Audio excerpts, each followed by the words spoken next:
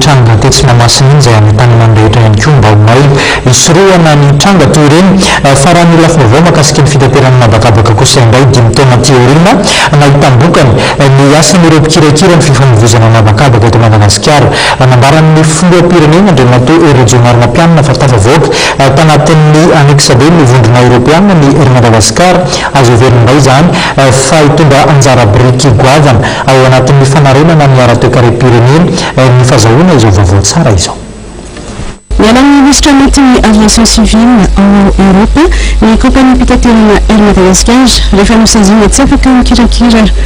sidina avy amin'ny fiaramanidina vandy mandritra ny 5 taona manitra nimbanan'ny filoha Rejona Rampianina tamin'ny fomba ofisialy izany androany teny amin'ny ministeran'ny raharaham-bahiny nandritra ny fikatoana ny atrikasa iraisam-pirenena nadinihana ny olana eo amin'ny fidirana ao anatin'ny safety list.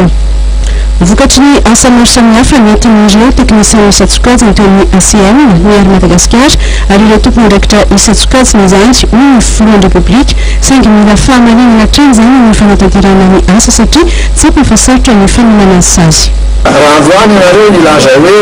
inona vokatra zany dia hoy izaho hoe vokatra tsara daholo no entin'izany zavatra izany ary mba hitsokantsika rehetra zay natonga teo hoe fandresena tokony hampiombona antsika iny indrindra ny ao amin'ny ery Madagasikara mikasana ery Madagasikara tokony hatsapa fa ery Madagasikara dia tsy mivelona ho any ery Madagasikara fa mivelona ho any firenena tsy manomezaka fa tsy hoe mivoaka izay androany dia rapitsy tsy maninona fa samy manao atara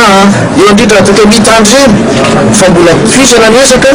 toizana ny hatsaran'ny fitantanana toizana ny fitsiriana maro samihafa izay tokony atao ho fagnona ny olona mba homendrika sy manana fahaiza-manao rehetrarehetra mba azahoana mitazo izay efa zavatra tsara azontsika izay eo mandany ihany koa dia hitako ny tokony manana ny fanjakana malagasy petrabola betsaka indrindra eo amin'ny kompani mpitaterana ery Madagasikara ny filoha Rejona Rampianina ary natoby ny Madagasikara ny ity fiverenana ny kompani malagasy ikirakira fitaterana nakany Europe ity misehatra ny fizahantany sy ny fampandrosoana toe-karena antoko ny fampandrosoana ny firenena miantefana ity fanapa-kevitra sy ny Europeana androany ity. Raha ny andambara ny ambasadorina vondrona Europeana Andriamatoa Benedito Sanchez Gaspar dia tombony iray ahafahany Madagasikara mampiroborobatra ny fampandrosoana ity fanapa-kevitra androany ity.